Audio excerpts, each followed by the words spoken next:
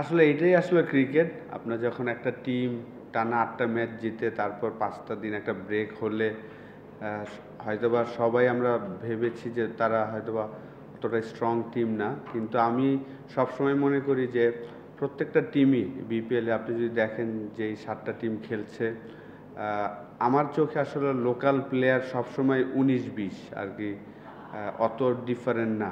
Just ওদের foreign যাদের ভালো ফরেনাররা যারা একটু ভালো খেলবেন যেই টিমের ফরেনাররা, তখন হয়তো আর ডিফারেন্ট তৈরি করে দিবে। আজকের ম্যাচটাও যদি দেখেন যে তাসকিন যেভাবে ক্যাপ্টেন্সি করেছেন বা ওদের ফরেন প্লেয়ার ছাড়া তারা খেলেছেন, যারাই খেলেছেন তারা তাদের বেস্টটা দেওয়ার চেষ্টা করেছে। তো ক্রিকেটে এটা হয়। আমরা গায়ানাতেও দেখেছিলাম যে রংপুর রাইডার্স ২টা ম্যাচ চেস করতে গিয়ে আমরা কিন্তু হেরেছিলাম। ২৪ বলে ১৭ রান প্রয়োজন ছিল, ৬ উইকেট হাতে, সেটা পারিনি। তারপরে ৪৮ বলে ৫১ রান, ৮ উইকেট হাতে ছিল, সৌম্য সরকার ব্যাটিং করছিল, সেই ম্যাচ আমরা চেস করতে পারিনি। তো লাস্ট ২টা ম্যাচেই আমরা দেখলাম যে আসলে চেস করতে গিয়ে আমরা অতটা কমফোর্টেবল হইনি। তো এটা নিয়ে অবশ্যই ম্যানেজমেন্ট, আমরা প্লেয়াররা হয়তো বা বসবো। ২ দিন গ্যাপ আছে, তারপর ব্যাক টু ব্যাক ২টা ম্যাচ আমরা খেলবো নকআউটের আগে। তো আশা করি আমরা আবার রাইট ট্র্যাকে চলে আসবো। আজকে সাইফুদ্দিনের ইনিংসটা আমি মনে করি যে আমাদের একটু কনফিডেন্স দিবে সবাইকে যে শেষ পর্যন্ত ট্রাই করলে আসলে ম্যাচ কিন্তু জেতা যায়, যেটা আমরা বরিশালের সাথে করেছিলাম। সবাই বিশ্বাস করেছিল, নুরুল হাসান সোহান ব্রিলিয়ান্ট একটা ইনিংস খেলে জিতিয়েছিল। তো সাইফুদ্দিনের ইনিংসটা আমাদের সামনে ভালো করার জন্য আমি মনে করি যে একটা পজিটিভ সাইন। এটার সাথে একটা রিলেটেড একটা কোশ্চেন আসছে, যা তাসকিনকে আপনারা দেখেছেন যে ক্যাপ্টেন্সি করেছেন ফুটবল ন্যাশনাল টিমে, আমাদের টি20 ক্যাপ্টেনের একটা জায়গা তৈরি হয়েছে, আসের ভাই ক্যাপ্টেন ছিল। সেই মনে হয় আপনাদের ন্যাশনাল টিমে তাকে টি20 ক্যাপ্টেন্সিটা দেওয়া দিলে ভালো হয় বাংলাদেশ। অবশ্যই দেখেন লাস্ট টি20 ওয়ার্ল্ড কাপে তাকে ভাইস ক্যাপ্টেন দেওয়া হয়েছিল, এবং অনেক দিন ধরে খেলছেন বাংলাদেশ টিমের হয়ে, অনেক দিন ধরে খেলছেন। লাস্ট কোভিডের পর থেকে কিন্তু তাসকিন অসাধারণ ফর্মে আছেন। তার ফিটনেস লেভেল বলেন, ব্যাটিং বোলিং সব কিছুই সে ইমপ্রুভ করছেন ডে বাই ডে। প্রত্যেক দিনই আসলে বোলিংটা বিশেষ করে আমি বলবো যে খুব প্রত্যেক দিনই ইমপ্রুভমেন্ট দেখাচ্ছে, এবং এবারের বিপিএলে হাইয়েস্ট উইকেট টেকার, 24টা উইকেট নিয়েছেন, এবং সে এনজয় করেন। লাস্ট ইয়ারও কিন্তু ঢাকা টিমের শেষের দিকে কিছু ম্যাচ ক্যাপ্টেন্সি করেছেন, এইখানেও দেখলাম যে করছেন। তো অবশ্যই ক্রিকেট বোর্ড যদি মনে করেন, তো অবশ্যই আমি মনে করি তাসকিন হতে পারে।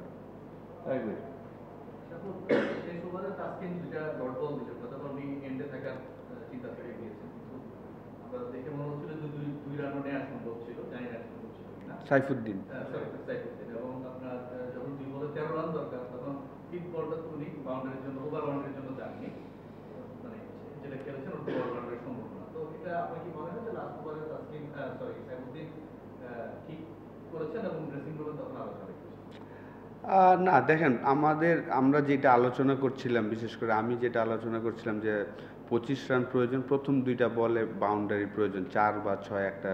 তো ব্যাক টু ব্যাক 2টা 6 হওয়ার পরে আসলে আশা করেছিলাম যে হয়তোবা আমাদের পরেই আসবেন, কিন্তু আনলাকি যে পরের 2টা back to back say run নেয়নি। বিশেষ করে প্রথমটা নেয়নি, আমার কাছে মনে হয়েছে ঠিক আছে, সে হয়তোবা, আমি বিলিভ করছিলাম যে আকিবও ভালো মারতে পারে, কারণ প্র্যাকটিস সেশনে দেখেছিলাম সে চমৎকার মারতে পারে, সেই কারণে আমার বিলিভ ছিল।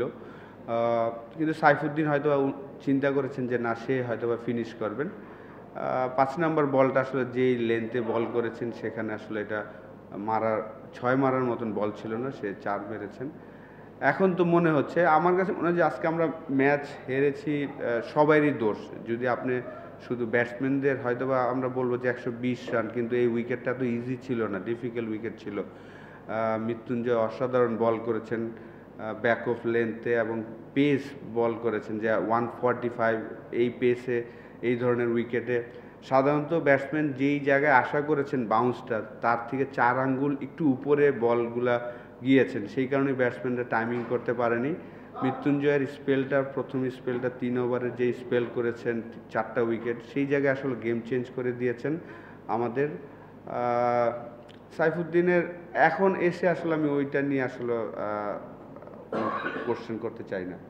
আতিক ভাই, আসলে মানে আপনাকে মনে হয় বোলিংটা আসলে আপনারা তো 150 রানে 5 উইকেট পড়ছিল, তারপরে আপনাদের আসলে লজ্জা গ্রিপ সামনে বোলিং অবশ্যই আমার কাছে মনে হয় যে আমাদের একটা সুযোগ ছিল যে তাদেরকে 90 বা 100-এর মধ্যে রাখা। যখন তাদের 74, 7 or 8 ছিল, সেই জায়গা থেকে তারা সানজামুল একটা ভালো একটা ইনিংস খেলেছেন, শেষ উইকেট পার্টনারশিপ একটা 30 রানের একটা পার্টনারশিপ মনে হয় করেছেন। সেই জায়গাটা আমাদের বলাররাও আসলে যে জায়গায় বল করা উচিত ছিল, আমার কাছে মনে হয় যে সেই জায়গাটা বল করতে পারেনি।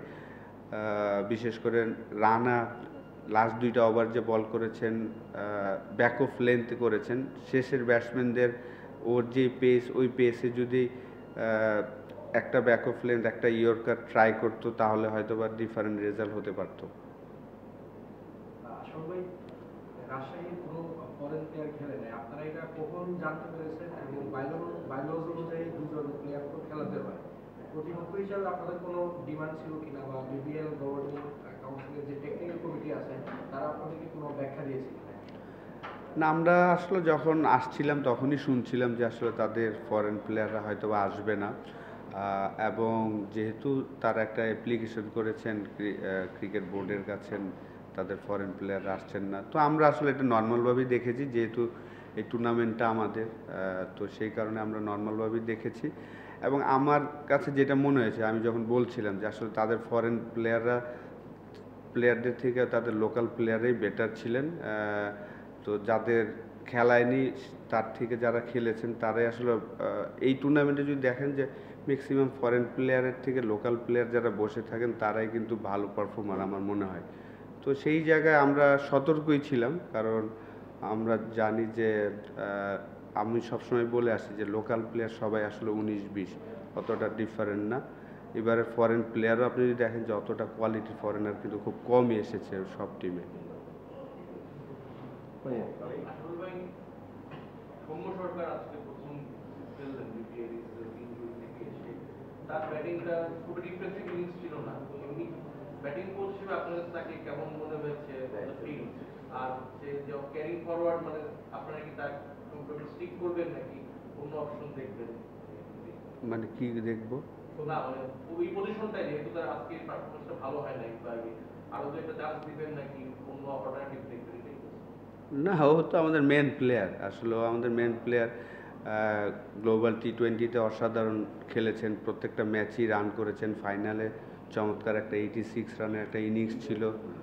ওয়েস্ট ইন্ডিজের সাথেও ভালো খেলছিল, আনলাকি যে ইনজুর্ড হয়ে গিয়েছেন। তো ইনজুরির পরে লাস্ট কয়েকদিন আমাদের সাথে ট্রেনিং করেছেন, তো কয়েকটা ইনিংস তো লাগবে ডেফিনেটলি। আর আজকের উইকেটটাও কিন্তু অত ইজি ছিল না, শুরুতেই বলছিলাম যে এখানে নর্মাল যে বাউন্স সেইখান থেকে 4 আঙ্গুল বেশি বাউন্স করছিল, সেই কারণেই অ্যাডজাস্ট করাটা ডিফিকাল্ট ছিল। এবং ওপেনিং স্পেলটা অসাধারণ ছিল মৃত্যুঞ্জয়, তারাও তো এক্সপিরিয়েন্স, যেহেতু তারা জানে যে তার ফিঙ্গারের প্রবলেম আছে, তারা কিন্তু সব ব্যাক অফ লেন্থে বল করেছেন, হার্ড লাইনে বল করেছেন, তার জন্য ইজি ছিল না আজকের ইনিংসটা।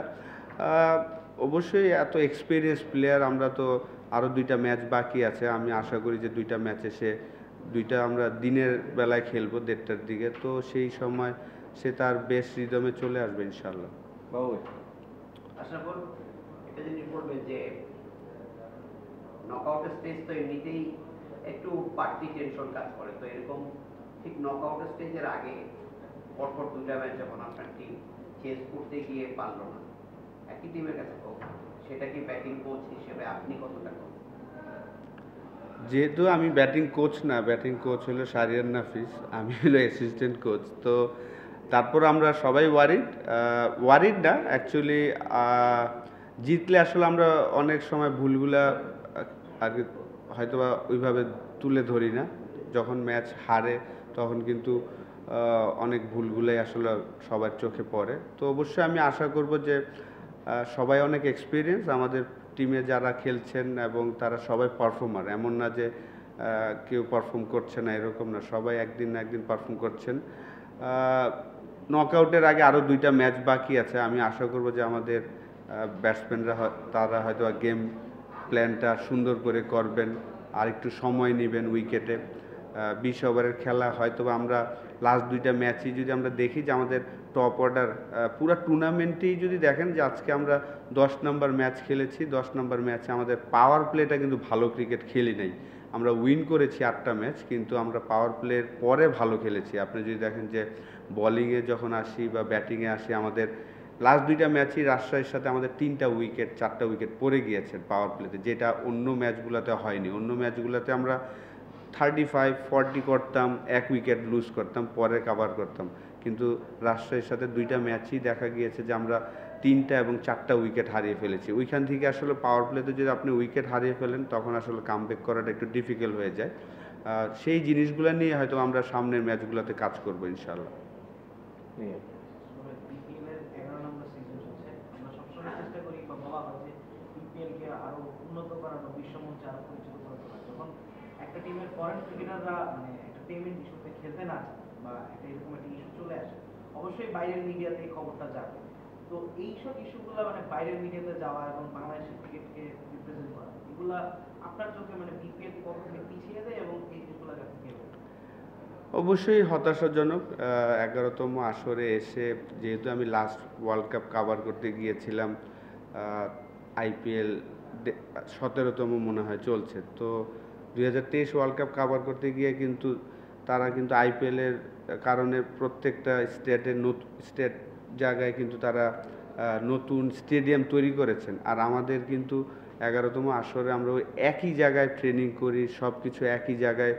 ওই টুর্নামেন্ট শুরুর আগে হয়তোবা আমরা প্ল্যানিং করি, খেলার দিন দেখা যায় যে আমাদের হেলমেট আসছে আর কি। প্ল্যানিংটা আরও একটু সুন্দর হলে ভালো হবে, এবং অবশ্যই এবার যা হচ্ছে সামনের বছর আমি শিওর যে তারা হয়তো আরও সচেতন হবে, কিভাবে আরও সুন্দর করা যায় সেই জিনিসগুলো নিয়ে চিন্তা করবে। এবং আমাদেরও সবার দায়িত্ব, আমি মনে করি যে বিশেষ করে মিডিয়াকে বলবো যে আপনারা এই নিউজগুলো একটু কম করলে ভালো হয়, তাহলে ভালো হয়। কারণ যেহেতু এটা বাংলাদেশের একটা টুর্নামেন্ট, জানি আপনাদের নিউজে হয়তো বা পেমেন্ট পায় অনেক প্লেয়ার, ওনারাই বলছেন যে ওনাদের কারণে পেমেন্ট পায়, কিন্তু এগুলো নিউজ না করলে মনে হয় ভালো হয়। এগ্রিমেন্ট আছে নাই? Thank you.